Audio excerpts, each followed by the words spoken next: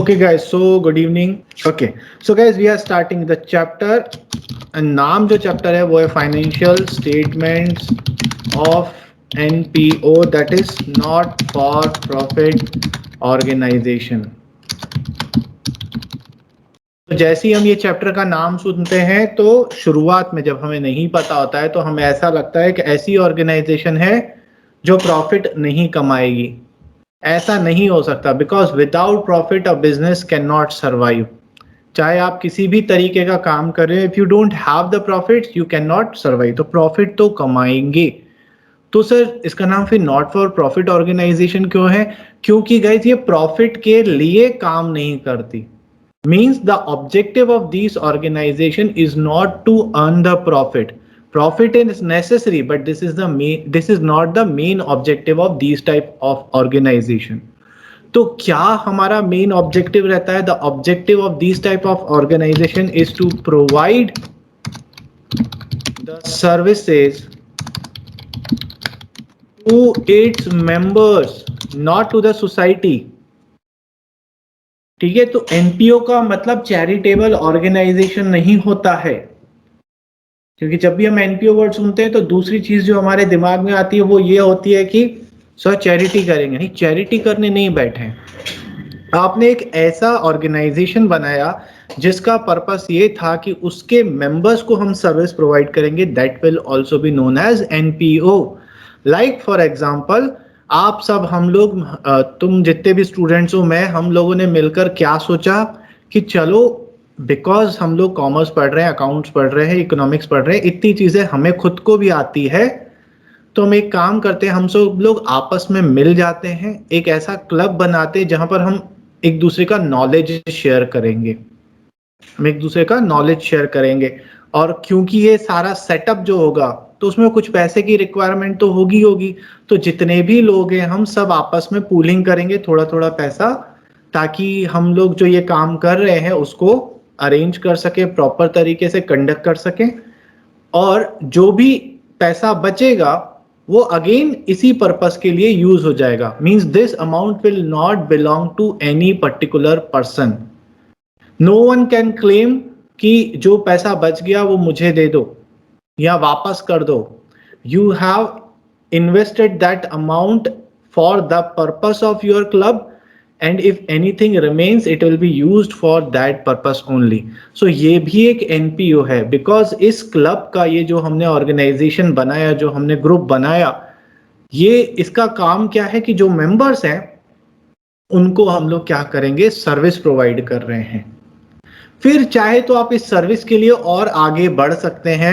आपने सोचा चलिए हमारा एक क्लब जो है वो बन चुका है, तो हम लोग क्या करते हैं, दूसरे लोगों को भी, किसी को अगर हमारी सर्विसेज की जरूरत हो, पहले तो हम एक दूसरे को सर्विसेज दे रहे थे, अब हमने सोचा यार चलो हम लोग स्ट्रांग हो रहे हैं, कुछ अच्छा काम हो रहा है, तो किसी को हमारी सर्विसेज की जरूरत हो तो मिनिमल अमाउंट आप दो, आप भी मेंबर बन जाओ और आप भी हमारे ग्रुप में ऐड हो जाओ। So they earn the profit but the main motive is to provide services to the members. So हमने क्या बोला कि इसका नो प्रॉफिट मोटिव रहता है, ये नहीं बोला कि प्रॉफिट कमाएंगे ही नहीं। So charity is not profit organisation. Motive is not profit, motive is to provide services to its member. ऐसे टाइप ऑफ ऑर्गेनाइजेशंस को हम लोग क्या बोलते हैं, not for profit organisation. Like आप सबके स्कूल, आप जितने भी स्टूडेंट्स हैं ना, आप सबके स्कूल जो है वो किसी ना किसी एक ऑर्गेनाइजेशन के थ्रू बना है, और वो ऑर्गेनाइजेशन भी एनपीओ है।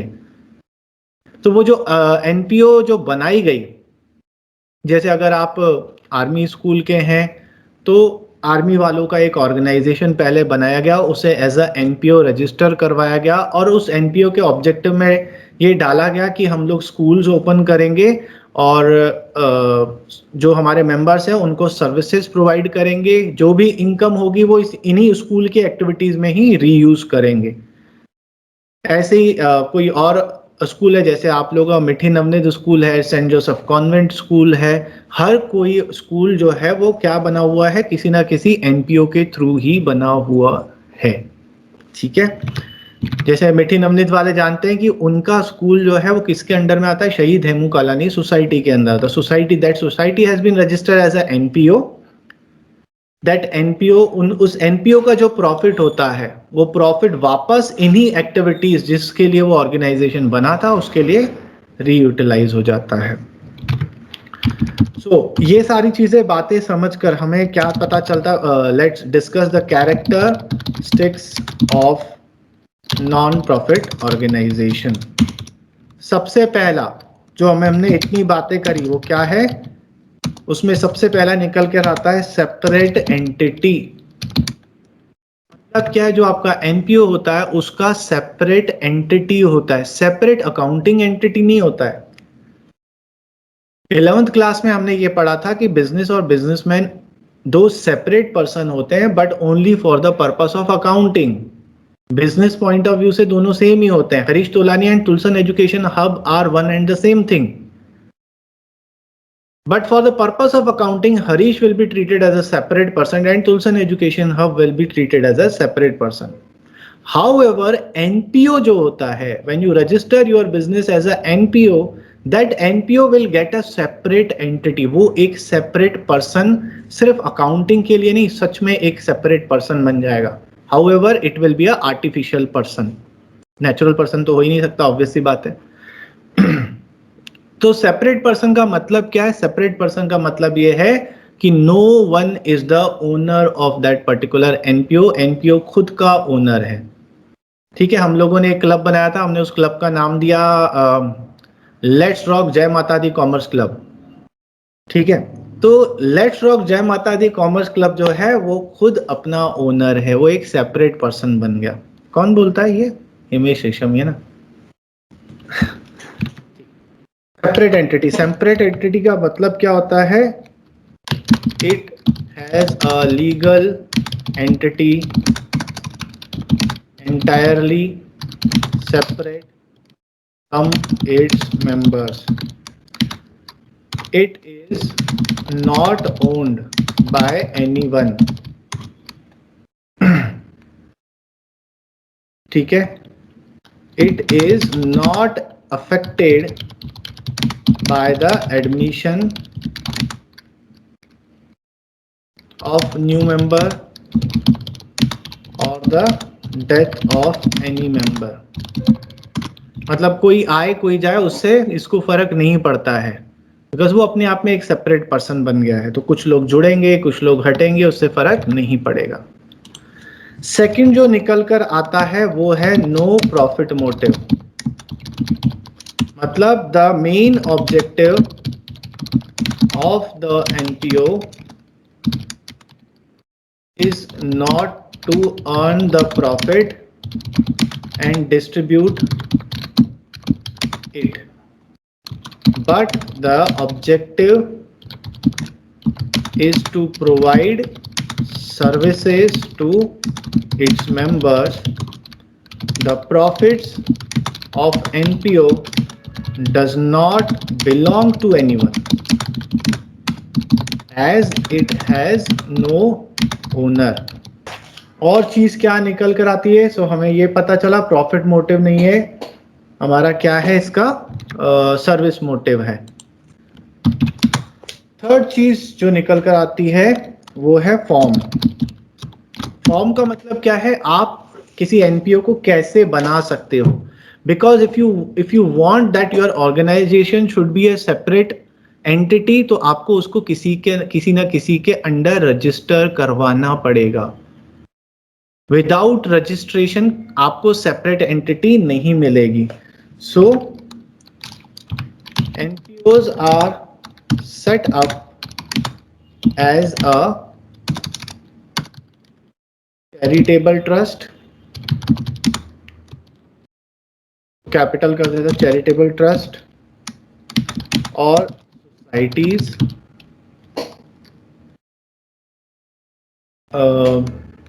और क्या हो गया? ट्रस्ट हो गया, सोसाइटी हो गया, और clubs with the main objectives like rendering social educational, charitable, religious और एंटरटेनमेंट सर्विसेज। बस, तो ये सब चीजें इसके अंदर आ जाएंगी। यानी स्पोर्ट्स नहीं लिखा, स्पोर्ट्स भी आ सकता है इसके अंदर, ठीक है। ये इस तरीके मीन्स अगर आपको आपका एनपीओ बनाना है तो आपको एनपीओ बनाने के 3 तरीके, या तो रजिस्टर करवा दीजिए उसे एज अ सोसाइटी, या तो रजिस्टर करवा लीजिए उसे एज अ ट्रस्ट, या तो रजिस्टर करवा लीजिए उसे as a club. So these are the 3 ways you can register your NPO. तो ये कुछ कैरेक्टरिस्टिक्स थे जो हम जानते हैं, जो हमें समझ में आते हैं। अच्छा, एक और लिख लेते हैं यहाँ पर, वो खैर मैं लिख चुका हूं, that surplus not distributed among the members. ये याद रखिएगा, कोई हक नहीं जमा सकता कि भैया प्रॉफिट हमें दो, हम ओनर है। ओनर कोई होता ही नहीं है, एनपीओ अपने आप में खुद का ओनर होता है। अब हमें क्या करना है, हमें ये भी देखना है कि सोर्स ऑफ फंड कहाँ से आते हैं, पैसा कहाँ से आता है एनपीओ को चलाने के लिए। तो मेजर सोर्स जो है, major sources of funds are subscription from members, donations और ग्रांट रिसीव्ड। ये मेजर सोर्स होते हैं एनपीओ के। मतलब जो उनके मेंबर्स हैं, वो जो मेंबरशिप फीस सबमिट करते हैं, वो एक मेन इनकम होता है। दूसरा मेन इनकम क्या है, आपको डोनेशंस मिल सकते हैं या फिर ग्रांट मिल सकती है। ग्रांट का मतलब क्या होता है, help given by the government, उसको हम ग्रांट बोलते हैं।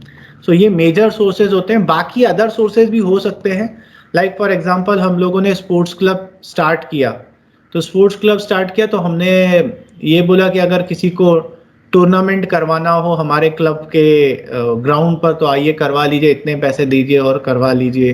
कोई फंक्शन करवाना हो ऐसा करवा लीजिए। तो ऐसे भी आप इनकम अर्न कर सकते हैं। तो अदर सोर्सेज बहुत होते हैं, लेकिन मेजर सोर्सेज यही हैं हमारे। एंड लास्ट हम देखते हैं अकाउंट्स। कौन से अकाउंट्स बनाता है, किस तरीके से अकाउंटिंग होती है एनपीओ के। सो गाइस, अकाउंटिंग जो है वो तो सारे बिजनेसेस का सेम होता है। आप सेम जर्नल बनाएंगे, आप सेम लेजर बनाएंगे, आप सेम ट्रायल बैलेंस बनाएंगे और फिर फाइनल अकाउंट्स बनाएंगे। The only difference is that कि फाइनल अकाउंट्स का जो वे है, जो टाइप्स ऑफ फाइनल अकाउंट्स है, वो चेंज हो जाएंगे। सो हमें पता है एक ट्रेडिंग ऑर्गेनाइजेशन में, ट्रेडिंग ऑर्गेनाइजेशन जो नॉर्मल बिजनेसेस रहते हैं, सो ट्रेडिंग ऑर्गेनाइजेशन हमें पता है, ट्रेडिंग ऑर्गेनाइजेशन में जो हम फाइनल अकाउंट्स बनाते हैं वो कौन कौन से बनाते हैं। एक ट्रेडिंग अकाउंट बनाते हैं, एक हम प्रॉफिट एंड लॉस अकाउंट बनाते हैं, और एक हम बनाते हैं बैलेंस शीट। सो यहाँ पर ये सारी चीजें नहीं बनेंगी। कौन कौन सी चीजें नहीं बनेंगी, ट्रेडिंग अकाउंट नहीं बनेगा। क्यों नहीं बनेगा, बिकॉज ट्रेडिंग करते ही नहीं है। ट्रेडिंग का मतलब क्या होता है, परचेज सेल, ये तो सर्विस प्रोवाइड करते हैं, तो ट्रेडिंग अकाउंट तो नहीं बनेगा। दूसरा क्या है, प्रॉफिट एंड लॉस अकाउंट, ये भी नहीं बनेगा, क्योंकि प्रॉफिट अर्न करना हमारा मोटिव नहीं होता है। तो why to prepare profit and loss account, because profit and loss account का मोटिव ही यही होता है, to calculate the profit, but it is not our motive, इसलिए हम P&L भी नहीं बनाते। पर बैलेंस शीट जरूर बनाते हैं, because balance sheet shows the financial position of any organisation. तो हमें हमारे एनपीओ का भी फाइनेंशियल पोजीशन चाहिए, तो बैलेंस शीट तो बनेगा। सो कौन कौन सा बनेगा एनपीओ में, एनपीओ में हम बनाते हैं receipts and payment account,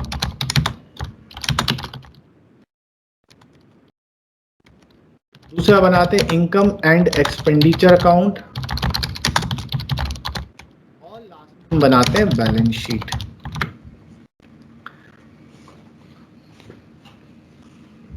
Is it clear? So this is the characteristics. Now let's move to the first. अब हमें इन्हीं अकाउंट्स के बारे में समझना है, क्योंकि जर्नल एंट्रीज ये सब तो बेसिक अकाउंटिंग है, ये तो हमें नहीं करना। हमें डायरेक्टली क्या सीखना है, चैप्टर का नाम भी यही है, financial statements of a non profit organisation. तो पहले स्टार्ट करते हैं रिसिप्ट एंड पेमेंट अकाउंट से।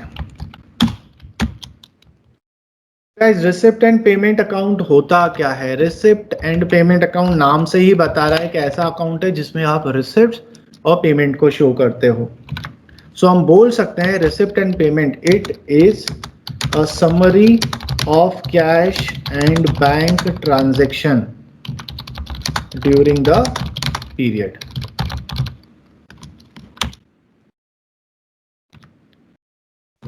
ठीक है, it is prepared by analyzing and classifying all the items under suitable headings। इसका मतलब क्या है? इसका मतलब ये है कि रिसिप्ट एंड पेमेंट जैसा ही एक और अकाउंट बनता है, उसे हम बोलते हैं कैश बुक या कैश अकाउंट। तो कैश अकाउंट भी हमें यही बताता है कितना पैसा आ रहा है, कितना पैसा जा रहा है। But what is the difference between cash book and receipt and payment account? Cash book detail में होता है, every transaction is recorded individually date wise. But receipt and payment क्या होता है? समराइज्ड फॉर्म में बनता है, क्लासिफाइड फॉर्म में बनता है, एनालाइज्ड फॉर्म में बनता है। सर इसका मतलब क्या है? इसका मतलब ये है कि फॉर एग्जांपल मुझे डोनेशन मिला है साल में 10 बार, तो कैश बुक में मैं उसे 10 बार एंट्री करूंगा जिस जिस डेट पर मुझे मिला है। लेकिन while preparing receipt and payment account, मैं जितने भी डोनेशन मिले हैं सबको ऐड करके एक सिंगल बताऊंगा अमाउंट कि मुझे टोटल डोनेशन कितना मिला है। So this is how I classified my all the things in a summarised form. ठीक है, दूसरा चीज हमें क्या याद रखना है? Account records receipts and payments of any nature, whether it is revenue in nature or capital in nature। ठीक है, मतलब हमें ये नहीं देखना है कि वो लॉन्ग टर्म है, शॉर्ट टर्म है, रेगुलर नॉर्मल बिजनेस से रिलेटेड है, नॉर्मल बिजनेस से नहीं रिलेटेड है। If something has been received, it will be recorded. If we have paid something, it will be recorded। उससे मतलब नहीं होता है कि ये कौन से नेचर का है। सर नेचर से आप क्या बोलना चाह रहे हो? जैसे आपको सब्सक्रिप्शन मिले या लोन आप बैंक से लो, दोनों ही केसेस में आपके पास पैसा आ रहा है, बट एक रेवेन्यू नेचर का है, लाइक सब्सक्रिप्शन जो है वो रेवेन्यू नेचर का है और लोन जो है वो कैपिटल नेचर का है। तो रिसिप्ट एंड पेमेंट किसी के साथ भेदभाव नहीं करता, बोलो आ जाओ सब मेरे पास आ जाओ, वो मेरी तरह है, वो किसी से भेदभाव नहीं करता है। ठीक है ना, बहुत सीधा और बहुत प्यारा बंदा है, बिल्कुल क्यूट सा मेरे जैसा। पेमेंट मुंह बनाने की किसी को जरूरत नहीं है, सच तो सच ही होता है, उसको आप चेंज नहीं कर पाओगे। Account record receipts and payment of any nature, whether it is revenue in nature or capital in nature. This account will record all the receipts and payments, whether it is related to current year, current year, previous year or next year। सो हमें ये भी मतलब नहीं है, अब जैसे for example किसी ने पिछले साल पैसा नहीं दिया था, इस साल दिया है, तो वो पैसा भी रिकॉर्ड होगा। किसी ने मुझे इस साल का पैसा दे दिया, साथ में नेक्स्ट ईयर का पैसा भी एडवांस में दे दिया, वो भी रिकॉर्ड होगा। आया क्या गया क्या इससे मतलब नहीं है कि वो किस ईयर से रिलेटेड है। You have to see whether you have received it in current year, it will be recorded. You have to see whether we have paid it in current year, it will be recorded। इसका मतलब हम क्या कहना चाहते हैं? that receipt and payment is prepared on the cash basis। हमें पता है दो बेसिस होते हैं, कैश और एक एक्रूअल। सो ये कैश बेसिस पे बनता है, एक्रूअल बेसिस पे नहीं बनता। Means you don't have to bifurcate to which year it is related. ठीक है, now let's see the format, कैसा फॉर्मेट दिखेगा। तो हमारा हेडिंग आ जाएगा रिसिप्ट एंड पेमेंट अकाउंट। नीचे लिखेंगे हम फॉर द ईयर एंडेड, जो भी हमारा ईयर होगा, और फॉर्मेट कैसे बनेगा, particulars amount, particulars amount. Simple सा फॉर्मेट, ये कुछ इस तरीके से दिखेगा, ये कुछ ऐसा हमारा रिसिप्ट एंड पेमेंट दिखेगा हमको, ठीक। अब ये start, receipt and payment starts with the opening balance. Now receipt and payment cash book की तरह होता है, तो इसका ये कौन से बेसिस पे बनता है, कैश बेसिस पे बनता है। रिसिप्ट एंड पेमेंट का नेचर क्या होता है, नेचर यहां ऐसे लिखते हैं, receipt and payment is a real account. Real account का रूल क्या होता है, debit what comes in, credit what goes out.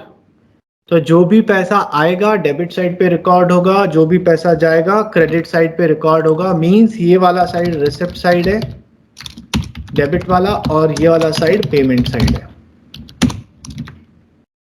तो अकाउंट स्टार्ट कैसे होगा, it start with a opening balance, to balance b by d. किसका balance चाहिए रहेगा, यहां पर दो चीज होगा, कैश और बैंक का। So receipt and payment starts with opening balance of cash and bank. फिर हम यहाँ क्या करेंगे, यहाँ पर सारी रिसिप्ट ले लेंगे, चाहे वो कैपिटल रिसिप्ट हो, चाहे वो रेवेन्यू रिसिप्ट हो। You don't have to bifurcate, ऐसा नहीं है कि कैपिटल रिसिप्ट पहले लिखेंगे रेवेन्यू रिसिप्ट बाद में लिखेंगे, ऐसा कुछ नहीं है। ये बस बनाने का ये क्या मेरा इंटेंशन है कि चाहे किसी भी नेचर का हो वो सब यहाँ आ जाएगा। उसके बाद आप क्रेडिट साइड पर आएंगे, क्रेडिट साइड पर आप क्या करेंगे, पेमेंट लिखेंगे। अब वो पेमेंट किसी भी तरीके का हो, चाहे वो कैपिटल एक्सपेंडिचर हो, कैपिटल पेमेंट्स हो, चाहे वो रेवेन्यू पेमेंट्स हो।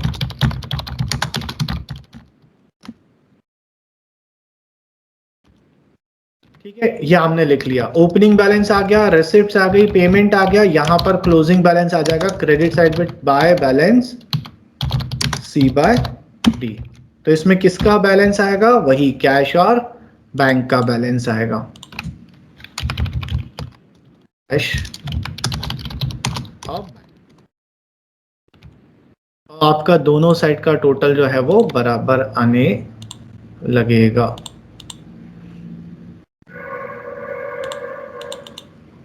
यहां पर ऐसा, ये ऐसा कुछ फॉर्मेट हमारा दिखेगा रिसिप्ट एंड पेमेंट का, ठीक है।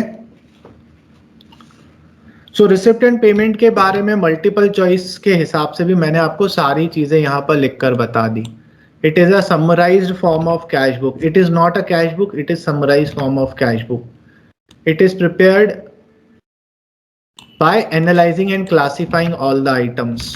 मतलब यहाँ पर डिटेल में नहीं लिखा जाता, समराइज फॉर्म में लिखा जाता है। यहाँ पर एक और चीज लिखा देता हूँ, receipt and payment is a part of final accounts. So यहां से आप डिफरेंसेस अपने आप निकाल सकते हैं, difference between cash book and passbook. Cash book जो होता है वो लेजर का पार्ट होता है, और ये जो है receipt and payment final accounts का पार्ट होता है, ठीक है। और रिसिप्ट एंड पेमेंट जो है वो ईयर एंड पे बनता है, कैश बुक जो है होता है वो पूरा ड्यूरिंग द ईयर बनता है, और कैश बुक जो है वो डिटेल बनता है, every transaction is recorded separately, whereas ये क्लासिफाइड या समराइज्ड फॉर्म में बनता है, ठीक है। इस तरीके से आप इन दोनों के बीच में डिफरेंस भी देख सकते हैं। नाउ इन्होंने मुझे एक क्वेश्चन दिया, पहले हम कर, रिसिप्ट एंड पेमेंट इतना इंपॉर्टेंट नहीं है बट फिर भी हम समझते हैं। इन्होंने हमको क्या बोला, बोला ये from the following information receipt and payment बनाइए। तो आज की क्लास बेसिकली मैं ज़्यादा कुछ उसमें आपको नहीं करवाऊंगा, मैं थियोरेटिकल पार्ट ज़्यादा बताऊंगा। जैसे अभी रिसिप्ट एंड पेमेंट के बारे में डिस्कस करा, इनकम एंड एक्सपेंडिचर के बारे में भी डिस्कस करेंगे, फिर आगे क्या होता है वो नेक्स्ट क्लासेस में देखेंगे। चलिए, तो हम क्या करेंगे, सबसे पहले फॉर्मेट बना लेंगे। ये हम फॉर्मेट बना देंगे, यहाँ लिखा है 31 मार्च 2019, वो भी यहाँ पर लिख लेंगे 2019 and we will start from here. हमें पता है बैलेंस दिया है कैश का, to balance b by d, cash का बैलेंस हमें दिया हुआ है 7400 और रिसिप्ट्स को डेबिट साइड पे, पेमेंट्स को क्रेडिट साइड पे लिखते जाएंगे। सो हमें दिया हुआ टू सब्सक्रिप्शन, यहाँ पर आ जाएगा 19,300। हमें नेचर के बारे में सोचना ही नहीं है। टू डोनेशंस, ये भी रिसिप्ट्स होती हैं 1000। उसके बाद दिया है टू एंट्रेंस फीस, ये भी इधर आ जाएगा 3400। उसके बाद locker, to locker rent received लिखा है, मींस इनकम है, लॉकर रेंट रिसीव्ड 2500। उसके बाद टू इलेक्ट्रिक चार्जेस, और ये तो एक्सपेंस हो जाएगा तो इधर क्रेडिट साइड में आ जाएगा, बाय इलेक्ट्रिक चार्जेस 3500। उसके बाद क्या है, बाय टैक्सेस 2500 और by salaries and wages 7600। Honorarium, ये भी एक्सपेंसेस है, honorarium to secretary 50। Interest receive income है, to interest received on investments 1000 और फिर प्रिंटिंग एंड स्टेशनरी हमारा एक्सपेंस होता है, printing and stationery 700। Now guys देखिए मैंने क्या बताया था, it starts with opening balance, we have receipts, we have payments and then we have closing balance. यहाँ पर क्लोजिंग बैलेंस नहीं है। क्लोजिंग बैलेंस नहीं है तो दो रीजन हो सकते हैं, हो सकता है रिसिप्ट और पेमेंट का टोटल ऑलरेडी इक्वल आ रहा है तो आपके पास कुछ बचा नहीं है, और अगर इक्वल नहीं आ रहा है मींस जो भी बैलेंसिंग फिगर अब होगा वो क्लोजिंग बैलेंस हो जाएगा। सो लेट्स चेक, देखें दोनों का टोटल हमारा इक्वल आ रहा है या नहीं आ रहा है। इसको हटा दे पहले, हाँ। सो देखें इस साइड का टोटल लगा है सम, साइड का टोटल लगा है तो बराबर नहीं आ रहा, मींस अब बैलेंस आएगा, balance c by d, cash का बैलेंस आ जाएगा यहाँ पर 35,600 माइनस 15,050।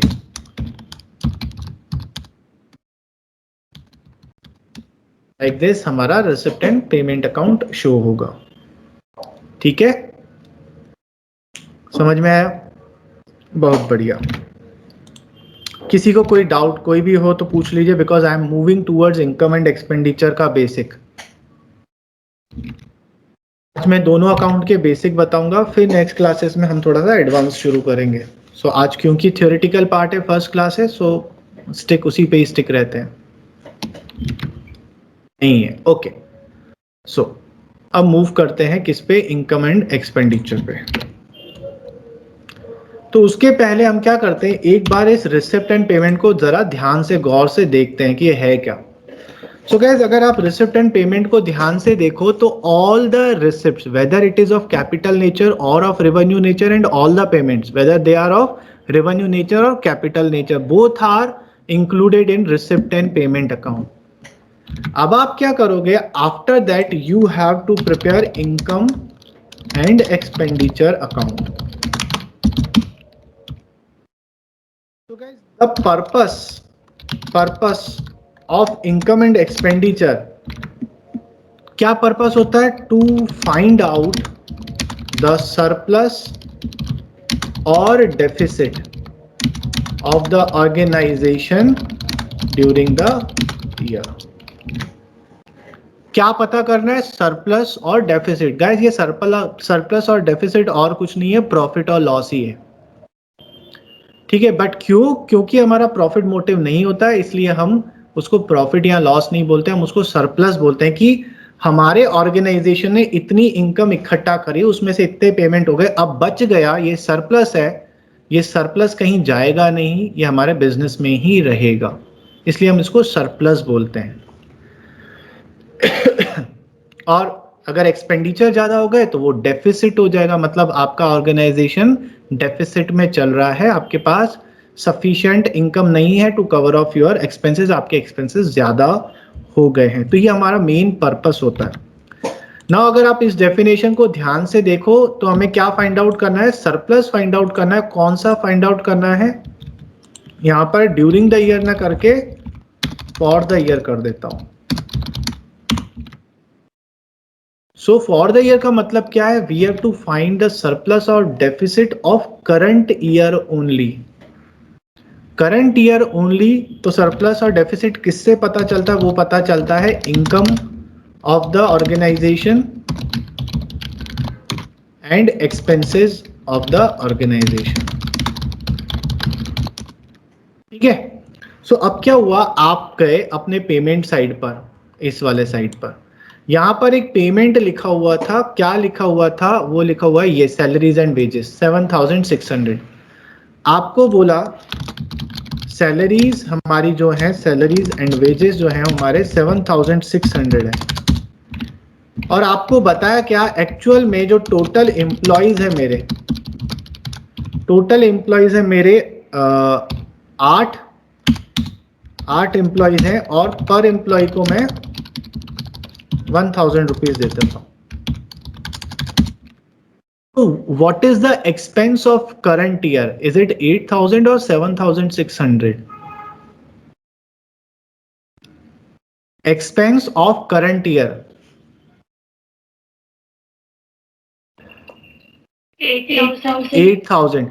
सर हमारा जो एक्सपेंस है ना वो 8000 है, तो 7600 क्या है बच्चे?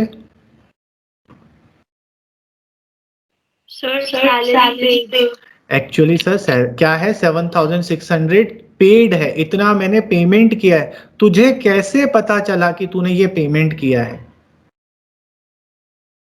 क्या सर, क्या फालतू चीजें पूछते हो? Receipt and payment account, payment account में क्या आता है? पेमेंट आता है, मींस जो आपने पे किया है।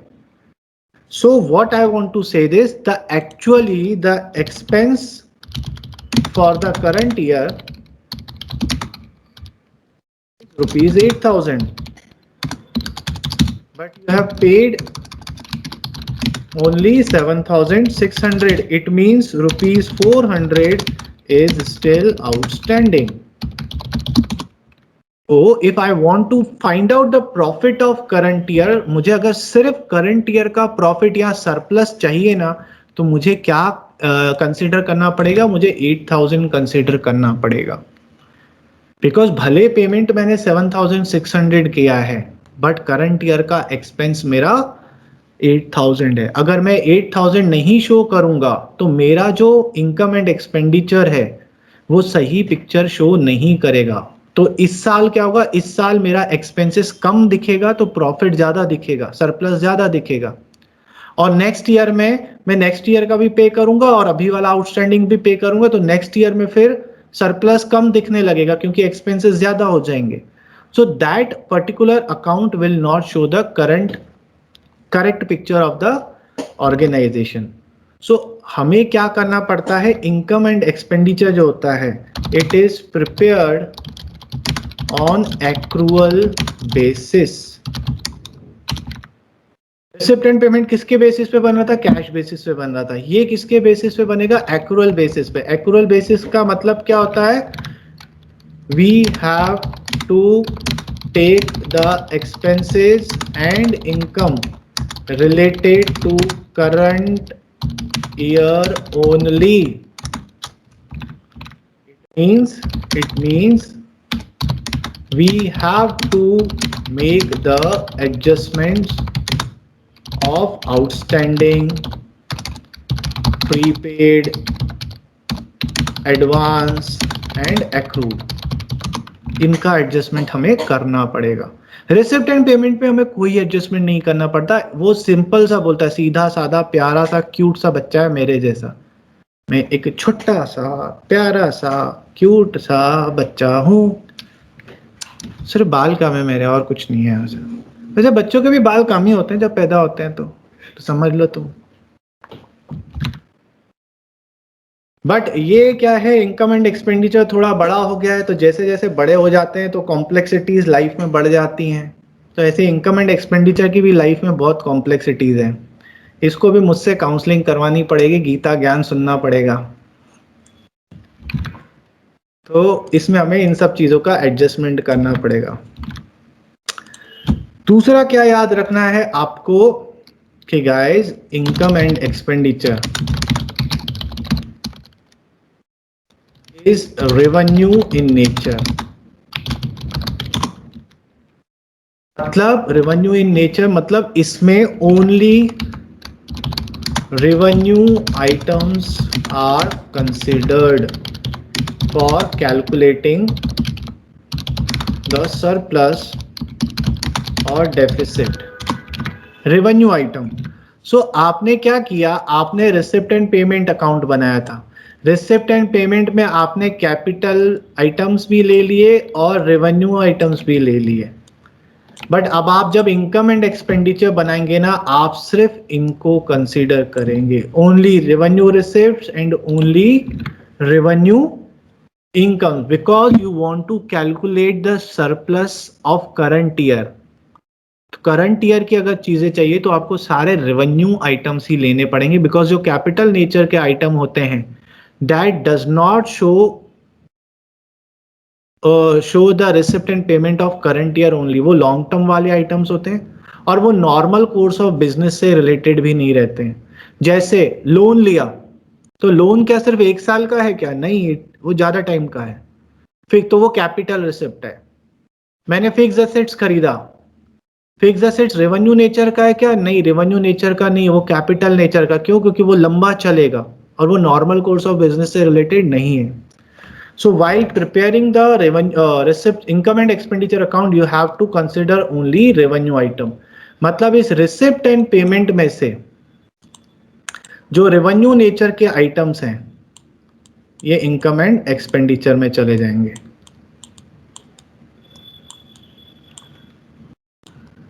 ये हमारे चले जाएंगे इनकम एंड एक्सपेंडिचर में। तो सर फिर कैपिटल आइटम्स का क्या होगा? ये बैलेंस शीट में चले जाते हैं।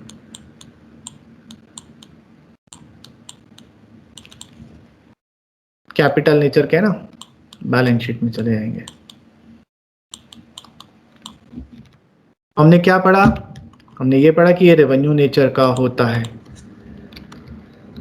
और क्या याद रखेंगे? Income and expenditure is nominal in nature. और नॉमिनल में कौन सी चीजें आती हैं? Income and expenses only, assets and liabilities are not consider. और नॉमिनल का और का क्या काम होता है? Debit all the expenses and losses and credit all the incomes and gains. So जितने भी एक्सपेंसेस होंगे डेबिट साइड पे रिकॉर्ड कर देंगे और जितने भी इनकम्स होंगी रेवेन्यू नेचर की उसे क्रेडिट साइड पे रिकॉर्ड कर देंगे। Guys, it is just like a profit and loss account, सारे एक्सपेंसेस डेबिट साइड पर, सारी इनकम्स क्रेडिट साइड पर। ठीक है, सो लेट्स सी फॉर्मेट कैसा रहता है। सो आप फॉर्मेट बनाएंगे वो इनकम एंड एक्सपेंडिचर अकाउंट, नीचे वही आएगा for the year ended debit side. अब डेबिट साइड में आप क्या करेंगे गाइस? टू रेवेन्यू एक्सपेंसेस, सारे रेवेन्यू एक्सपेंसेस आएंगे। रेवेन्यू एक्सपेंसेस के एग्जांपल क्या होते हैं? जो आपके नॉर्मल बिजनेस ऑपरेटिंग एक्सपेंसेस रहते हैं, business normal course of business से रिलेटेड है। कुछ एग्जांपल्स मैं लिख लेता हूँ, like salaries, like insurance, like audit fees, postage and telegram, एरियम, और क्या हो सकता है? रिपेयर्स, ठीक है, rent, rates and taxes, depreciation, ये सारे आपके क्या होते हैं? रेवेन्यू एक्सपेंसेस होते हैं, और यहां आप क्या लिख लेंगे, by revenue income. Revenue income कौन कौन सी होती है? सबसे बड़ी इनकम तो होती है आपकी सब्सक्रिप्शंस, और किस तरीके एंट्रेंस फीस, ये वो चीजें जो रेगुलर कोर्स ऑफ बिजनेस से रिलेटेड है। सेल ऑफ ओल्ड न्यूज़पेपर, रद्दी का सामान, रद्दी में जो बेचते हैं, है ना, रेंट रिसीव्ड, कोई सा भी रेंट रिसीव, और डिविडेंड रिसीव्ड, इंटरेस्ट रिसीव्ड, ठीक है ना, profit on sale of assets, ये सारे इस साइड आ जाएंगे। अब आप सारे तो बस आपको याद क्या रखना है, ये सारे कौन से नेचर के होने चाहिए? रेवेन्यू नेचर के होने चाहिए, ठीक है। अब तो हमने इनकम्स लिख लिया, एक्सपेंसेस लिख लिया। अगर हमारा बैलेंसिंग फिगर डेबिट साइड पर आता है, तो गाइस इस डेबिट साइड के बैलेंस को हम क्या बोलते हैं? टू सरप्लस, और in other words we can say it as income over expenditure. हमारे इनकम हमारे एक्सपेंडिचर से ज्यादा है। और अगर बैलेंसिंग फिगर हमारा क्रेडिट साइड पर आता है, तो हम उसको बोलते हैं बाय डेफिसिट, और डेफिसिट मतलब एक्सपेंडिचर ओवर इनकम। दोनों वर्ड कॉमनली यूज होते हैं, कभी ओटीक्यूज में आए तो उलझिएगा मत। एक्सपेंडिचर ओवर इनकम मतलब डेफिसिट, लॉस, और इनकम ओवर एक्सपेंडिचर मतलब सरप्लस, मींस आपका इनकम ओवर एक्सपेंडिचर, ठीक है। सो इससे रिलेटेड मैंने आपको सारी चीजें बता दी कि इनकम एंड एक्सपेंडिचर का होता क्या है, कौन से आइटम आते हैं, कौन से बेसिस पे बनता है, नेचर क्या है, कौन से साइड पर कौन सी चीजें आती हैं। So we have discuss all the things regarding income and expenditure. और क्योंकि अब हम थियोरिटिकल पार्ट कर ही रहे हैं, सो एक चीज और डिस्कस कर लेते हैं। We have 5 to 10 minutes more, और वो है differences between receipts and payment, receipt payment account and income and expenditure account। यहाँ पे ले लेंगे receipts and payment account, और इधर ले लेते हैं income and expenditure account।